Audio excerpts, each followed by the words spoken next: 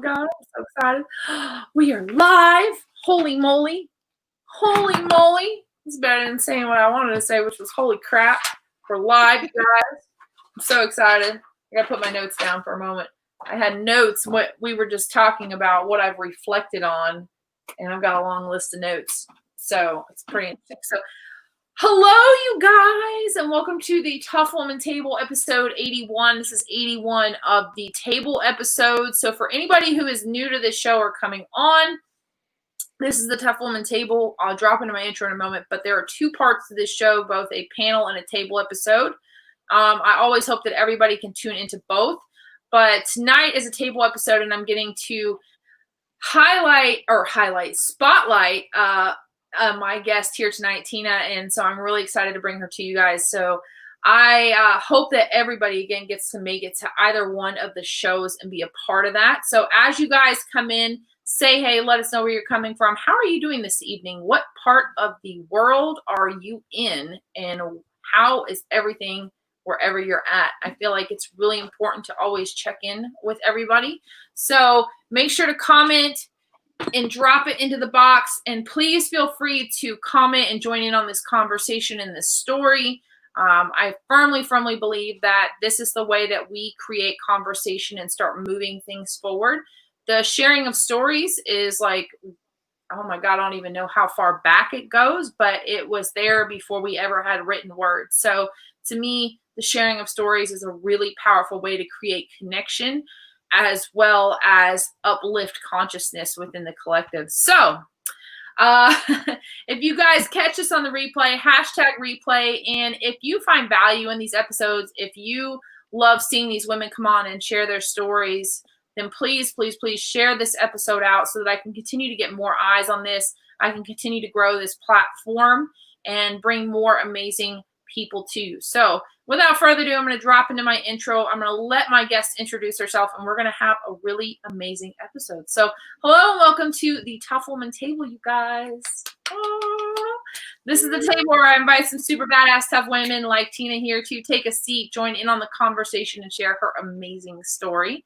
At TUF Woman, I believe that all women have the power within themselves to live life authentically, free from fear, confident in who they are, and empowered to go out and create a life that sets their soul on fire. Woo! That is awesome. I share this belief by championing tough women who have walked through the fire, felt the fear, faced adversity, and kept pushing through it all. Women who now live the life they want as the woman they were created to be, and women who own their stories so other women can embrace and own theirs as well. Because as we all know, and as you guys hear me say every episode, when you give yourself permission to own and share your story, you give someone else the same permission. And on top of that, when you actually give yourself permission to live life at the highest level, you empower somebody else to do that in the process. So if you ever ask yourself, is it worth it? Think about how many people you're going to help set free by freeing yourself first. So, look, and then Beverly. Oh, Hey, babe. She subscribed to my YouTube channel, so go her. All right, you guys. So I am really excited to have you on again. Tina was on my panel. What panel? I can't remember what panel it was. The COVID panel. Oh yeah. That was a good one. It's funny, before we drop into this, that's how the panel started, was right when COVID started. I was like, let's just talk about what everybody's feeling right now. And here we are, like 15 panels later, right? Here we are, like 15 panels later. All right, you guys. So my guest tonight is Tina Encarnacion. Did I pronounce that right? Yes, you did. Congratulations. There's no inflections, but I know there's rolling involved, right? Okay, so I feel like I probably cannot remember your title, and I know I probably been there, but you put trauma and abuse coach. So if you will, tell everybody a little bit about who you are and what do you do? Yes, for sure. So, like she said, I'm Tina Encarnacion, and it's interesting because what I do has changed over the years so many times, and I feel like I've really dropped into the trauma and abuse coach role. I'm an energetic healer, a Reiki master, an intuitive reader, and so I've got a lot of different healing modalities. But really, all of those modalities come together to help women heal from trauma and abuse. And I love how you said your show's about women that have walked through the fire, because I just published my first book, Stuck in the Fire. And it's all about how I walked through the fire and made it to the other side, and how women can follow in my footsteps. And it walks them by step, how to go through their fire to come out as the diamond that they are. And so I love the ability to be on this show, to talk to your audience and to help inspire and teach a little bit of how to heal from your past, from your present, and get moved into your future. So it's a little bit. I will say, I imagine that it'll come up, but I really love that you talk about healing from our past and even our present, because what is coming up, and this is coming up for me as well, is you must heal your past to move forward into your present and your future. In fact, I would go so far to say is if you have not healed your past, your part of you is still in there, and you're therefore not able to be present in the here and now. And I know that that was a big issue for me, was really getting stuck in a lot of past events. So for anybody out there who is wondering, like, man, how do I start creating movement? You know, ask yourself, what are you still holding on to? Because you cannot move forward with baggage that is not meant to go forward with you. So just Also, a lot of us have gone into denial, and we don't even know what we're holding on to. So what I like to do is look at, what am I running from? When I'm sitting there quietly by myself, what negativity pops into my head and starts to haunt me, because that's what I'm holding on to, and that's what I need to address. So a lot of people say, well, I don't know what I'm holding on to. Well, that's what you're holding on to, and that's a really easy way to figure it out. So fantastic question. Always have to ask the question. I'll share one question. We were talking about questions like, why can't I allow myself to slow down? So why do I always feel the need to be running? Right? That in and of itself is like a very layered question there. All right. So this is my favorite jumping off point. So this is the part of the episode, I think it's the meat and potatoes of the episode. So tell us your story. And I used to say, tell us the story behind what got you to where you're at now. But now I just like to say, tell us your story. So what does your story look like? What does it look like to be forged by the fire and walk through that to the other side? I would love to share that. So one epiphany that I've actually had recently, really recently, after I published my book, was the story that I told myself my entire life was that I was born into a family and I was not wanted and I was not loved. I felt like I had bad parents growing up. And I learned that that's not the case. And it actually goes deeper and further than that. So to backtrack a little bit, I was born into a family of 5 children. I was number 4 of the 5 children. And all of the siblings before me and myself are 13 months apart. So my parents, they just, gave themselves a heap of pain by not using birth control. So me and my youngest sister are 6 years apart. So they did take a little break after myself. But I was a gift to my parents to teach them about themselves without them realizing it. I was born with ADHD and some compulsion disorders, behavioral disorders. And that was in a time before ADHD actually was a thing. And so they just had a really tough time with me. And what I've realized now as I've gone through my healing journey is both of my parents came into their relationships with buckets of ancestral pain and trauma that were handed down to them from their lineage of ancestors. And they didn't know about that. And when they got the troubled child that I was, they handed all of that crap to me. And as a child, I didn't know how to digest it and absorb it and process it. So I just saw it as my parents hated me. My parents didn't know how to treat me. My parents didn't know how to love me. And so I grew up telling myself the story that I was unwanted, I was unlovable. My parents, I was that child that no one wanted around, literally. No one wanted me around. My parents would be invited to parties and they would be told, you can bring your kids, but you'd leave Tina somewhere else. If Tina's coming, then you guys stay home. Like, I was not wanted as a kid. And I remember a statement from as young as I can possibly remember of being told, Christina, we love you, but we just don't like you. And That is what built my worth. My self-worth was built on that comment. Although looking back at it now as a parent and an adult, that comment was not saying that they didn't love me, not even saying that they didn't like me. It was saying, I'm frustrated with you and I don't know how to address your behavior. But in a child mind, it told me, you're not loved, you're not wanted, you're not needed, right? And so I grew up believing that. And also I grew up not being heard. I was kind of like written off. I was kind of like stuffed to the side because of my behavioral issues. And so I couldn't speak up for myself, or at least I wasn't heard when I tried to speak up for myself. And the fact that I wasn't listened to, it really closed down my communication abilities.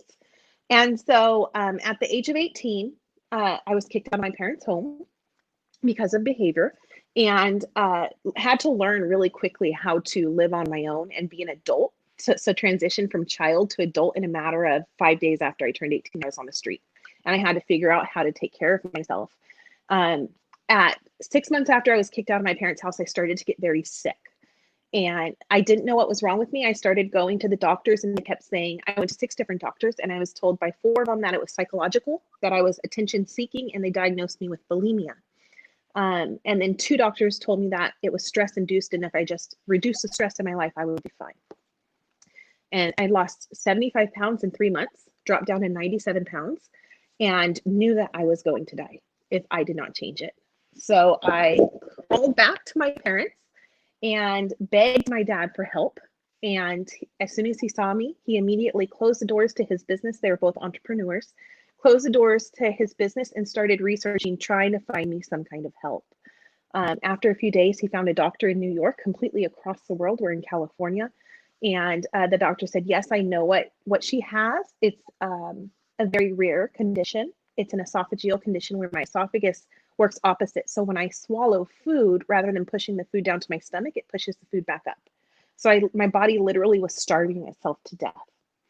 And come to find out, there was no cure for my illness. They basically said, after they ran all the tests and gave me the final diagnosis of, yes, this is what you have, most people with my condition pass away within 2 to 5 years of being diagnosed due to complications. And they said, basically, we can't help you. We can give you a surgery to try to help you, but that's all that we can do. There's no cure. And so from 18 to 24 years old, I underwent 30 surgeries to stay alive and became heavily medicated on morphine and Dilaudid and Phenergan to manage the pain from all of my surgeries and from my condition. I had not yet addressed all of the emotional pain that I had grown up with, and I didn't even know what was causing the esophageal issue. At the time, I was raised by Western medicine, and so I believed that it was a physical ailment.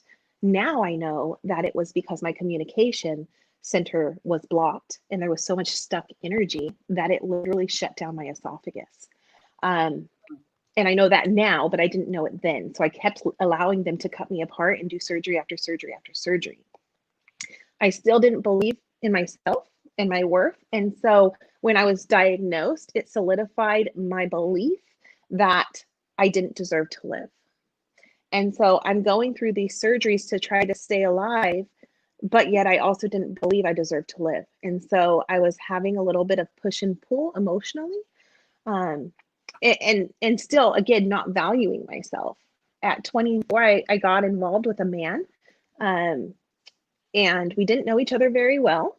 I was actually at home, bedridden from a surgery, and he came over to visit. We had only ever dated outside, like a couple of casual dates, and we were intimate, and I ended up getting pregnant that night. And as soon as we found out that we were pregnant, he wanted me to get an abortion. But the thing is I was told I couldn't have kids, and I'd always wanted to be a mother.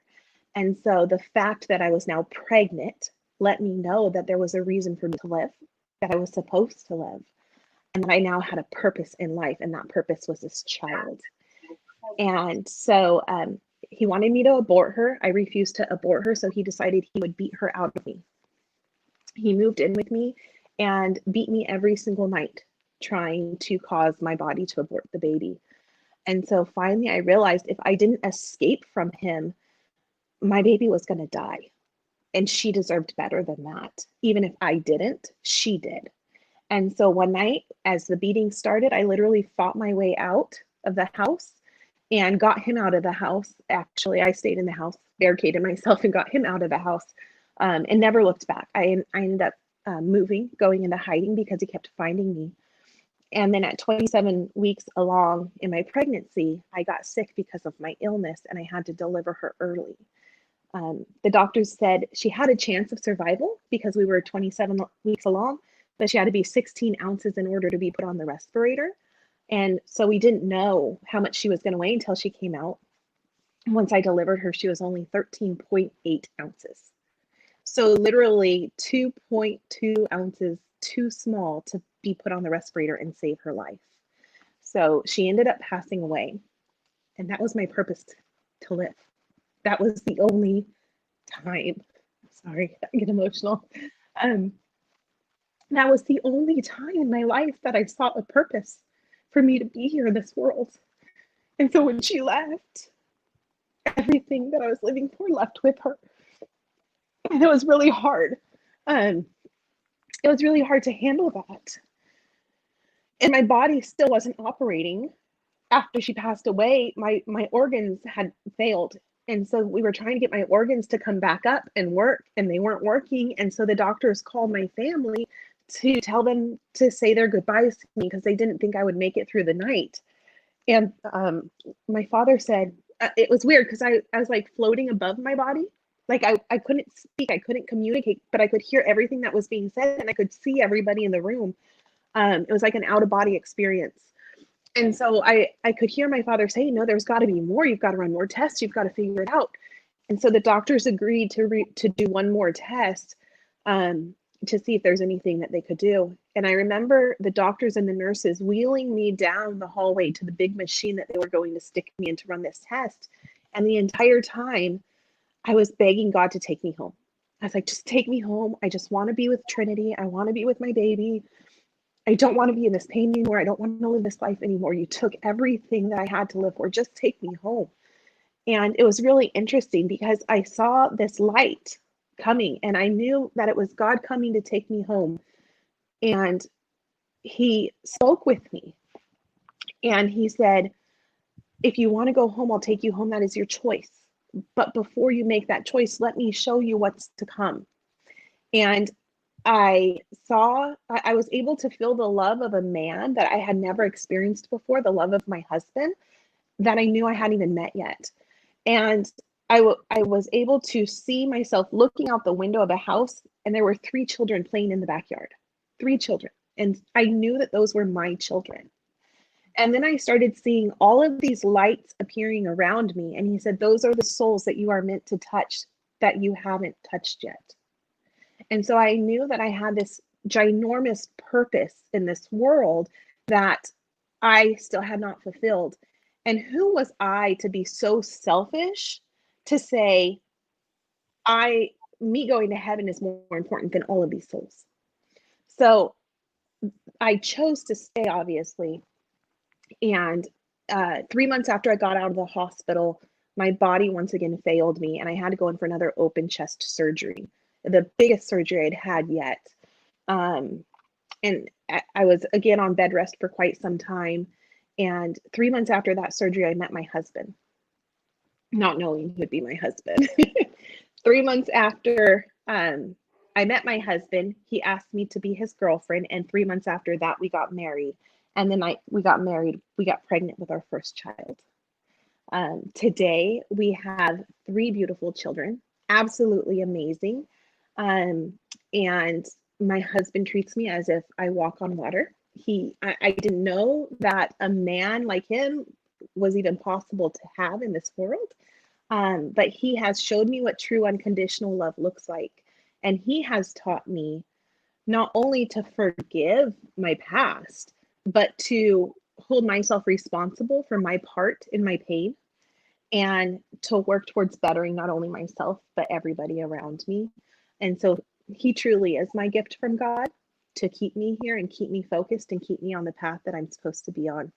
And so through all of the healing that I've done since I've met my husband, with his guidance, with God's guidance, with divine guidance, I've been able to go back and heal the past, not just my own past, but the past from my parents and my grandparents, and to understand that cycle of pain that was being handed down, and that chain, and that repeat that was on spin cycle of everything that had been handed down, and I've been able to go back and heal it.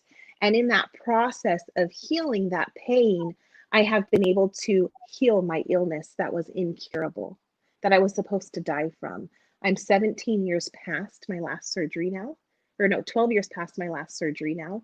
And I'm no longer on any medications. And although I still do have my illness, I'm able to manage it. And I've learned that it really spikes when I'm stressed out and I'm not listening to myself and I'm not taking care of myself. And so I know when I start to get sick with my illness, it's because I need to pause, breathe, take a break, love on me a little bit, and then it starts to get back under control. So that is my story. I love how you said that. You're like, that is my story. Like, now you should take a bow now. Like, take a bow. So first, I feel like it's really important to say thank you for showing up and all that. I want to say this for anybody who's watching. It's not easy to speak about these things sometimes, but something I like to mirror is that for everything that we are honest and vulnerable about, and we are able to share, we are helping somebody else out. So like all those souls. Mm-hmm. So thank you so much. Like, I always feel really honored when women can come on here and just allow it to come out. Because I know I myself have never lost a child, and so I cannot actually imagine that kind of pain. But being a mother and having children, the idea of not having one of them around, I just can't, like, it's like I'm going to get emotional thinking about it. But yeah, so thank you so much for that, first and foremost. Like, I really want to take a moment to just acknowledge you for that. That is a blessing to be able to be a part of that and hear that. So you actually touched on a couple of things that I thought were interesting to dive into. So the first one I want to ask you about is I would like to ask you to highlight some of the ancestral pains and how that played into the cycles that you perpetuated as an adult. Because just like we talked about on the panel, it's really important to understand the root of where. In fact, I did like a whole live on this, understanding the root to our fruit. Like, what is the root Mm-hmm. cause to the fruit that we're producing within our life? Because so often people walk through life in this haze, and like, oh my God, all this stuff's happening. Like, to reflect back on your sickness, you're like, I didn't even realize that the esophageal issues were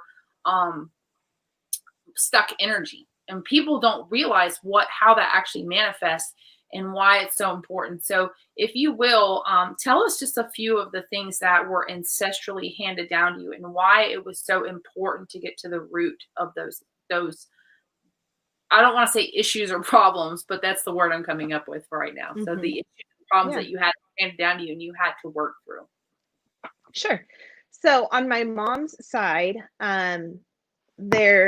they typically are large families, and there's typically one child that gets picked out of the bunch, and that child is the bad child. That child is the one that typically shoulders a lot of the family issues. Whether they're involved in it or not, they take that blame. And so I know my mother was that one child out of 7 children, and my grandmother was that one child out of, I believe, four or 5 children. And I'm assuming that her mother was also that child. And so that child is just surrounded in negativity and almost emotional abuse of being made to feel less than, being made to feel not enough, and being made to feel worthless. And so that one child, because of all that negative energy, they spew it on everybody else around them, which then really creates that bad child, right? So it's because I'm hurt, I'm going to hurt you, right? That's that mindset of because I'm hurting, you need to hurt. And I feel like it was passed down for multiple generations. And so it's really interesting when you look at science and the way genes work. Your DNA actually changes from unaddressed trauma. So my grandmother's pain was handed down from her DNA to my mother, and my mother's pain was handed down from her DNA to me. And I wanted to make sure that I didn't hand that down to my children because I know how much it hurt me and how much it affected me as an adult, not believing in myself, literally almost causing me to kill myself because of the worthless feelings and the not enough feelings. So that was really hard. But that is how I was able to track it down back 3 generations on my mom's side. My father was born into a family where my grandfather really wanted children, but my grandmother did not want children. But back when he was born, that was the role of a woman, get married and have children. So he was raised by a mother who didn't want him or the other kids that she had. And they were really taught to just be quiet, unseen, and unheard. There was no physical touch. There was no love in the house. There was no desire for them to even be present. And so he passed that on as well. And his love was almost like a need to earn love. I'll give you my love if you do this or that. Not abuse, but like clean the house or you're not going to be part of the family. Make dinner or you're not going to be part of the family. So almost like a give or take, like you earn your spot here. So I had both coming at me from both angles, and me learning how to speak up for myself, even as a child trying to stand up for myself, actually changed my father. My father is not the man today that he was when I was growing up. My father growing up was very strict. He was, it's my way or the highway, black or white, there's no gray. And today he accepts everything. He's like, okay, where do I need to change myself so that I can accept this in you? And growing up, that never would have been an option. And so it's really cool to watch how my healing myself is actually changing the lineage above me and also shattering the chains below me. So did that kind of answer the question? Yeah, it did. And you touched a little bit on epigenetics because that word kept flashing in my head when you were talking. So yes. I was going to say, for anybody who's not familiar with epigenetics, I know like a base knowledge of it. Because at one point I was like super fascinated with it. So epigenetics is the study of how your genes express themselves by the way of oh my God, I'm going to mess this up. By the way of how we carry basically ancestral or trauma through our DNA. So it's not that your gene is actually changing, it's actually how the gene is expressing itself within you that is changing. And they have actually proven, they did tests on Holocaust survivors, rat, they did the nature versus nurture study on rats showing how rats, did this. But basically it's stating that you can pass trauma down in the genetic lineage of your family. And when you were talking, what I really picked up on was how you said, my mom passed me on to this and her grandmother. And it's funny, I was like, look at how it came down through the female line. And then when you looked at your dad on the opposite spectrum, he, what was it? He said, your grandmother didn't want kids and your grandfather's mother was the same way. So the other part that's interesting and why I wanted to talk on this for a moment is when we start looking at this ancestral trauma and the habits and things that we grew up with, we realize that we enter into relationships, both romantically, socially, and everything else, with people that mirror the people who are closest to us in our life. So if anybody's wondering, like, why is this important? Because the things that are passed down to us, whether genetically, or just the things that we grew up with seeing, are going to directly alter every single thing else in our life. So, I really appreciate that you talk about this, and this is such a core part of your story, because I feel like this is the message that keeps coming up to talk about. It's like how we have to begin understanding. And Mary said, I love that root to the fruit. I can't get the root to our fruit. I can't remember where I heard that, but it says you need to understand your root system to understand the fruit that you are producing from the root system. And I made the message, it was like, if you're root system has dead growth in it, what kind of fruit are you going to produce if you even do produce fruit, right? If you're like, why is all the fruit on my tree like dying or whatever? You have to ask yourself, well, look at your root system. What does your root system look like? You can't build something on a shaky foundation. And we all know that plants with low root systems or bad faulty root systems will fall over much sooner than those. So the other one that I wanted can I dive a little bit deeper into that as well? Yeah, please go ahead. Take in addition to the genes being handed down through the DNA of the trauma and the pain, if you do not address it, it will become physical. So you'll see like lines of like colon cancer. Every woman in my family has had colon cancer. Every woman in my family has had breast cancer. All of the men in my family had had pancreatic cancer. It's really interesting when you trace those back. Colon cancer is dealt with unaddressed waste.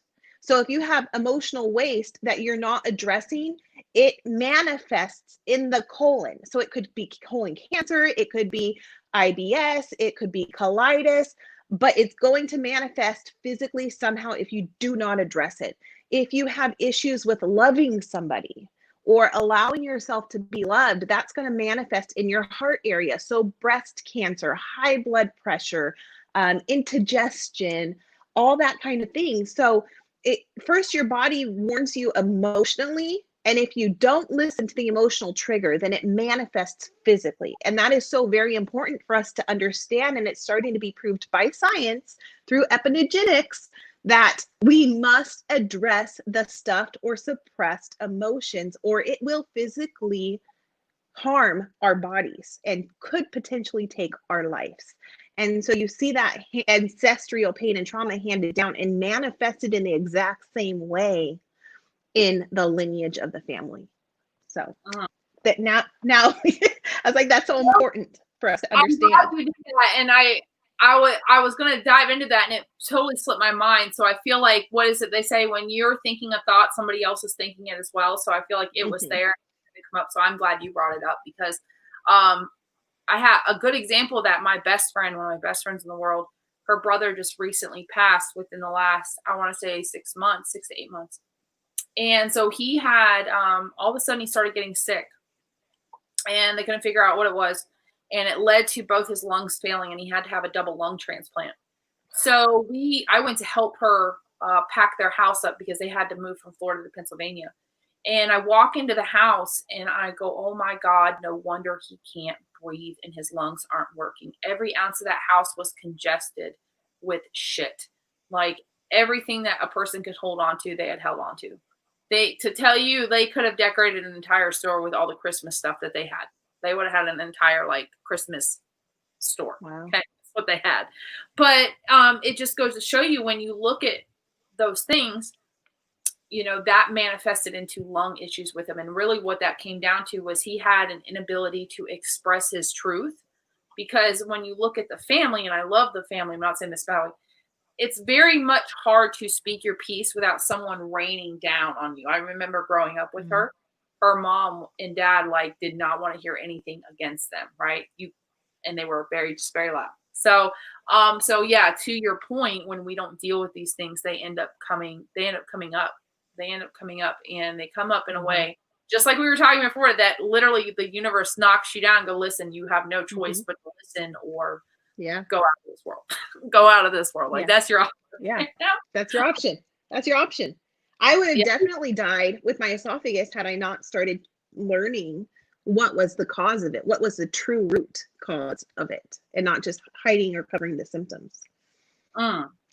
And so the second part that I wanted to touch base on was taking responsibility for our part in our pain, because this is really not talked about a lot. I mean, I've seen a couple people talk about it, but to really get to the root of understanding why we must acknowledge our part in it. And I don't say this to victimize anybody who's been in bad situations, because there are situations in life we cannot control. But at the same time, you must acknowledge your own part in your pain. So I'm going to let you dive into that a little bit deeper and why that's important. Because I feel like you're going to have some really beneficial things that have come out of that. Yeah, for sure. So One thing that I've learned we do is we put ourselves in the victim mentality immediately. As soon as we feel that we're done wrong, or that something's done wrong to us, we must step into the victim mentality because it is easier to blame or shame others for what you're going through than to take hold of what you've done to cause it.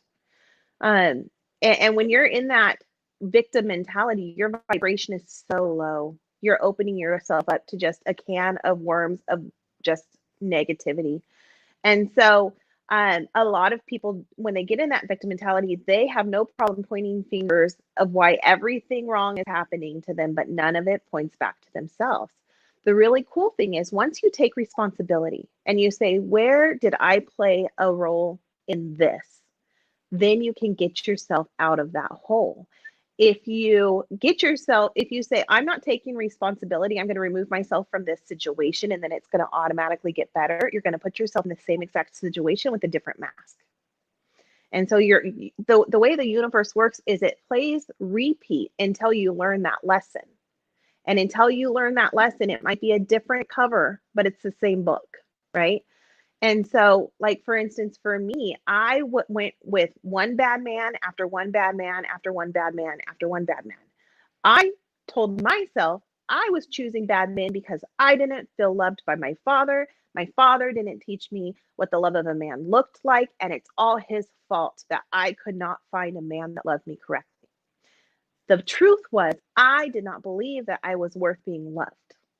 And so I chose to go after and accept men that treated me like crap because I didn't believe in myself. And so as soon as I realized that I didn't believe in myself, I had to figure out, what do I need to do to love myself? What do I need to do to believe in myself? What do I need to do to find my self-worth and not rely on other people to tell me I'm worthy? Because there is no one that is going to love you and respect you the way that you can love and respect yourself. No one will put you before themselves.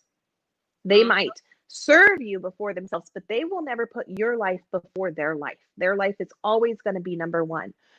So as soon as you take responsibility for your role, then you can start to make change. You cannot start to change your situation until you understand what you are doing to cause the situation to happen to you. So I, I I don't know. Like, I feel like there's so much more I need to say, but I think that it's pretty apparent when you start looking at your situation. For instance, I mean, and you can really look at your responsibility in any situation. When my kids aren't behaving and they're not listening to me, I have to go, well, how am I acting towards them? Am I treating them with respect? Am I treating them with patience? Am I being rude? Am I being curt? Am I yelling? I don't like them yelling, but I'm yelling at them. That's my responsibility. I'm teaching them how to behave, but then I'm upset that they're behaving the way I'm behaving. They're following my actions, not my speech, right? And so when I'm like about to like lose my crap on my kids and snap, and I feel it boiling up inside of me, I have to look at myself and I have to really look in the mirror and go, okay, how am I acting? Are they acting the way that I'm acting? And 99% of the time that they are. You can look at it, your finances. If you're upset that you're broke, that you're living paycheck to paycheck, well, are you being responsible with your money? Or as soon as you get that paycheck, are you splurging? Are you eating out instead of eating in? Did that last $18 that you have, did it go towards savings so that you can build it up and let it grow for you? Or did it go out on Starbucks? Like, you have to look at your responsibility of the action of your circumstance, of how you got into it, and figure out what role did you play so that you can go back and reverse it and change it so you can get out of the spin cycle and move on to the next lesson in your life. Amen to that. And touching a moment just on the parenting part, that is also something that was radical to me, is that we expect our children to act one way, yet we act a whole different way towards them. That was actually a huge freeing thing you're talking about, like breaking the change. That was massive with me for breaking the change with my own daughter, because growing up, it was very much a like, don't talk back. And when I say don't talk back, anything that goes against what is being said to me or screamed at me, is talking back. Even if it's just me trying to defend myself, that's not happening. Mhm. And I remember thinking like, God dang, I don't want to do that to my child. I hated that. And because of it, I was so afraid to speak up, and I dealt with shit that I didn't need to deal with because I thought, if I stir rock the boat, it's going to just cause conflict. So I'm just going to say what I need to say or just shut down so that everything will be okay. And that was my trauma response for a very long time. And I realized that, I didn't want my daughter to be like that because I knew what I accepted because of my choice to do that. And Mhm. so it's been a learning journey because it's one thing to be like, you know what, I want my child to be headstrong and speak up for themselves. It's another thing when they're actually doing that and you're like, okay, don't respond, don't react. This is what you wanted them to do. This is what you wanted them to do. You wanted your 14-year-old to speak her mind. And I don't know if anybody's had their 14-year-old speak their mind quite freely, but mine does. But it's always it's always back to understanding that everything she's doing is just mirroring back something for me. Like Mhm. how can I show up differently? So I was gonna say that was a really phenomenal example because not a lot of people understand that. They're just like, Mhm. that whole do as I say, not as I do mentality. I said that we have to Mhm. get rid of that as parents. Like we For have sure. to eliminate that as parents. Um, Yeah.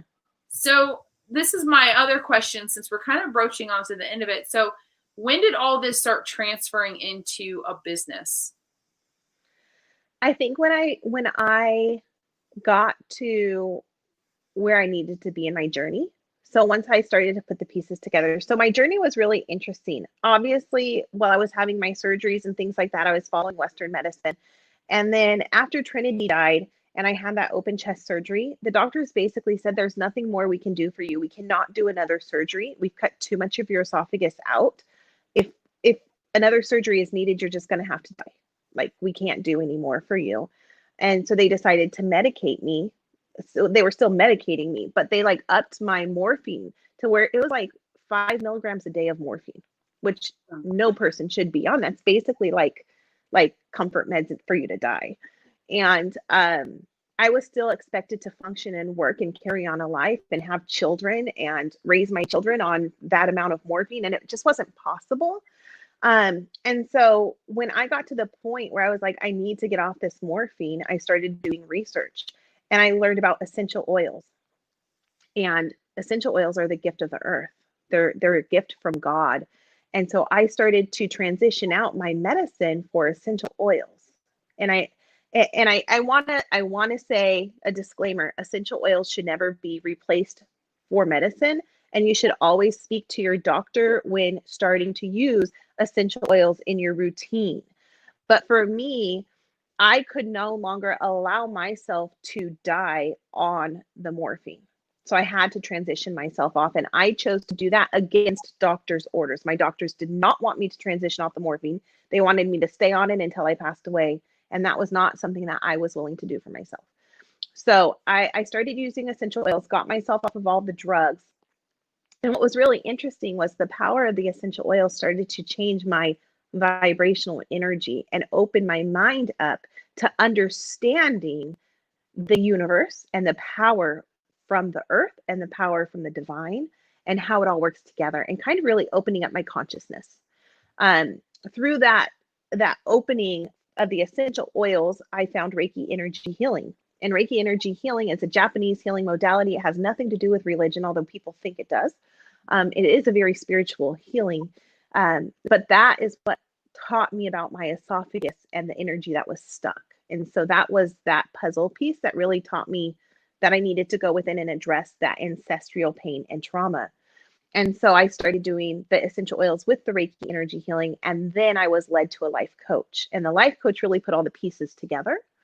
And once I was able to put all the pieces together, then I realized my purpose.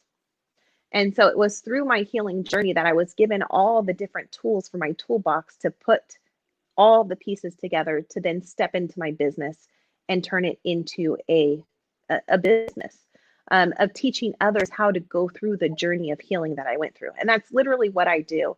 I I use all of the healing modalities that I have acquired to help other women go from victimhood to survivor, and then to survivor to warrior.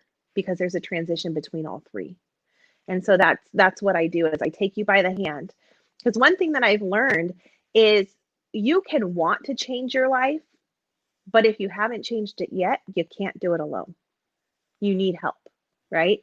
And so investing in somebody that can coach you and hold you accountable and help you get over the landmines along the way, that is really the best and truest way to find your way to your healing. And so that's my role, and that's why God put me on this earth. And it was very clear to me that that was my purpose, and I didn't know how to get there until all the pieces were put together. But they were put together so beautifully and eloquently that I have no doubt in my mind that this is what I was made to do. So beautiful. And it's interesting that you talk about how you went through the journey first and you acquired all the pieces, and then everything came together like a lovely puzzle. And again, because I believe everybody is a mirror, right? We're all mirrors for somebody. What I see so often is people just going, I'm just going to start a business.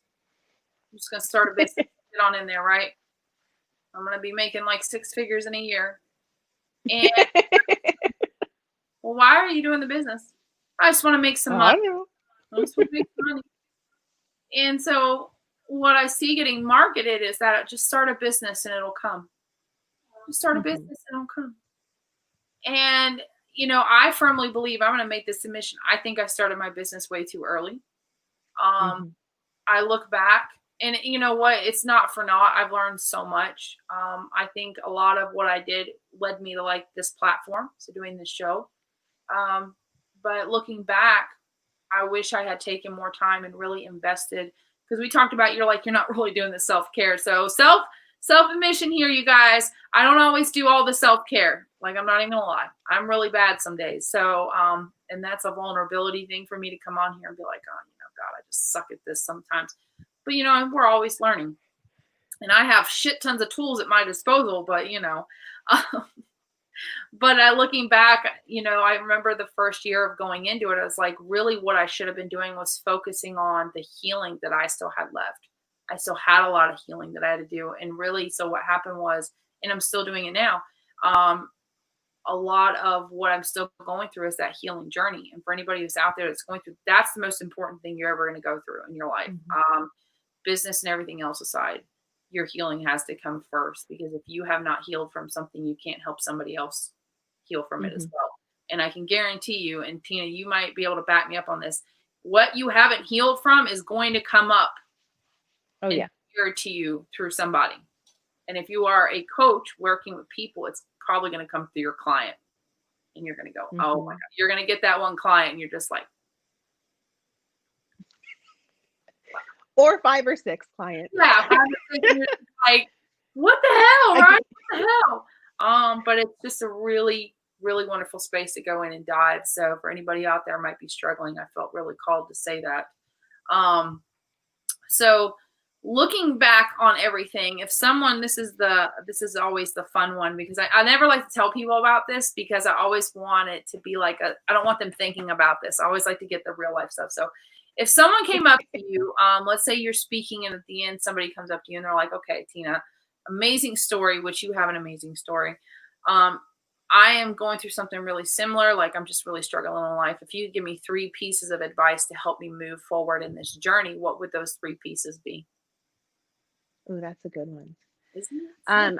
I think the number one most important lesson or piece would be stop looking for the solution outside of yourself. Because I see so many of my clients searching for the answer from everybody else, but they never look within. And the answer is always right here. You don't have to look far. You just have to go within. And there's different ways you can go within. There's journaling, there's meditation, there's EFT tapping, there's hypnosis. I mean, there's so many different tools you can use to go within. And then once you go within, allow yourself to acknowledge where you're at, who you've become, because in this life, it's all about growing and learning. And you are never going to be the same person today as you were 6 months ago, a year ago, 5 years ago. You're always growing and expanding. And so acknowledge who you are today and honor that person and forgive the pain that caused you to get to where you're at. Mm. So those would be my nuggets. Oh, forgiveness. That's my favorite one. That was a message that I came across today, is how we just don't forgive ourselves. Mm-mm.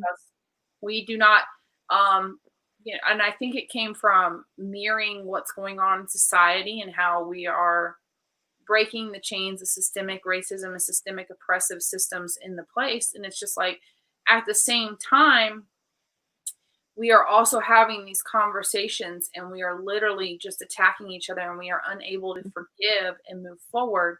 And so when we ask ourselves, why do we continuously keep repeating these cycles? Yes, there is systemic oppression in place, and I'm not negating that. But at the same time, we have to start asking ourselves, are we truly moving forward from the pain, or are we constantly going back into the wound and deepening it? Because we are unable to forgive and move forward. And granted, like I said, I know that there are continued systems of oppression, and we have to break those systems down.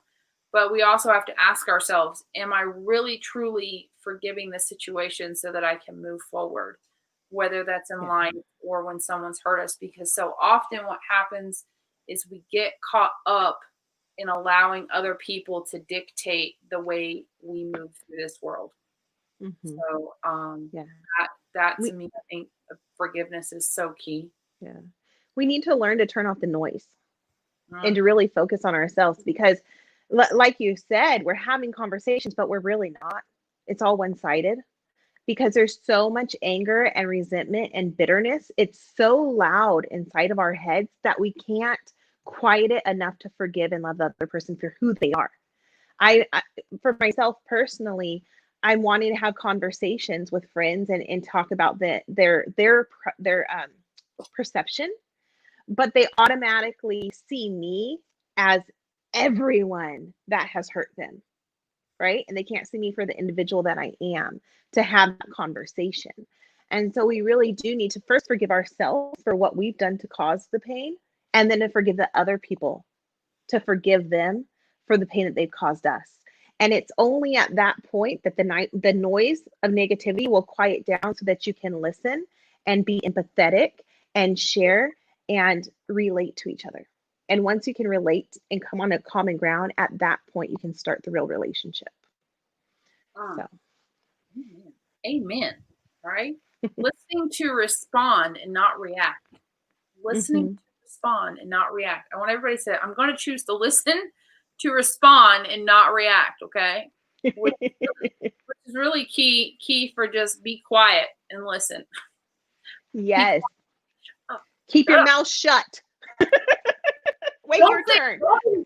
Don't even think about a response. Yeah. All right, so this is the part of the show where you can tell everybody about where they can connect with you if they want to reach out. For anybody who catches this on the replay, hashtag replay, Tina is tagged in this, and I have also included a link to her in the descriptor. So, but Tina, if you'll tell everybody about what's the best way to get a hold of you, and how can they work with you if somebody chooses to do so. Yes. So you can go to healingbytina.com. Super simple. It was Tina Encarnacion, but everyone's like, well, we can't spell that. So it's healingbytina.com. You can purchase my book through my website or on Amazon if you want to read more details about my journey. The book also has self-exploration, as well as life coaching to go along with each chapter, to help you start on that journey if you're not yet ready to open up to somebody else, and be vulnerable. You can do it through the book as well. And then also I'm on Instagram, YouTube, Facebook, LinkedIn, so many different platforms. And starting next week, I'm launching my own show as well, on YouTube, the Belief Breakthrough Show. So many different areas that you can find me at. I'm so excited. Oh my gosh, which reminds me, I'm glad you said that. I still have to send you my bio. Yes, you do. Why I need a, okay? This is why I need one, because I'm just like, and my email's not even as bad as some people's, I'm sure. Like, I'm just like, I can, all good, y'all. It's all good. It's Real hard. life. It's hard. It is. It is. It's hard, but it's worth it. I'll say that. I might have started a little earlier than I probably needed to, but it's been worth it all the way in the end. So, Yeah. you talked about a couple healing modalities, and I think that this Mhm. would be really key to add in at the end here, since we're at the end. Mhm. So what have been some of the most pivotal healing modalities for you in your journey? Because I'm sure there are some people out there going, okay, well, how do I get to the root of my problems? What are some things that I could do? So if you will give people just some tools from your own Yeah, personal toolbox you feel have been beneficial to your own journey. of course. So essential oils, number one tool that I like. That's my go-to. That's the. It's easy. It's simple. It does the work for you without you thinking about it. Um, Reiki energy healing is another one that Reiki energy was the next level. It took me up a level. It really was able to lift years and years of pain and baggage off of me without me having to talk about it, without me having to relive it or rehash it. Reiki energy healing is like a therapy session with no words.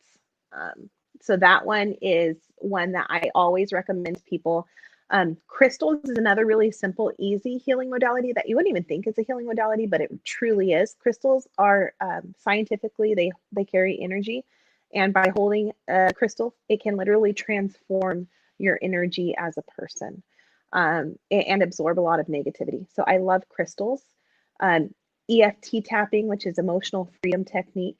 It's tapping your pressure points and releasing or neutralizing negative emotions and feelings. That's another one.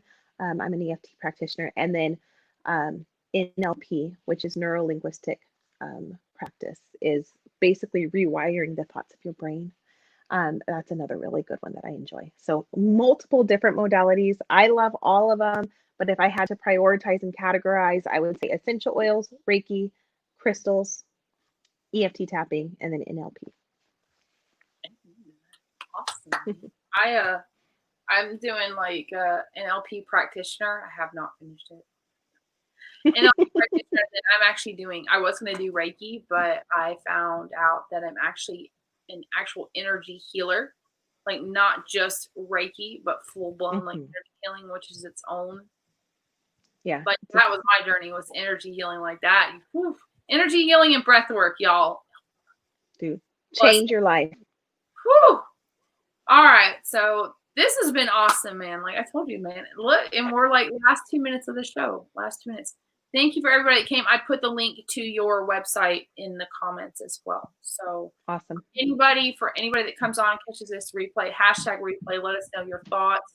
Please, you guys, reach out and connect with Tina and show some support to her show coming up. I'm really excited for you. I Like am too. someone comes on and says, I'm getting ready to start my show. I'm like, oh my God, I just want to be a part of it. I don't even know what you need me to do, but I'm going to do whatever I can for you. I think it's really important. I think everybody should have a show. I think whatever you can do to get your voice out there and get other people's voice, like hands down, please do it. Like I say that shit all day long. Like, go ahead and do it, please. Mhm.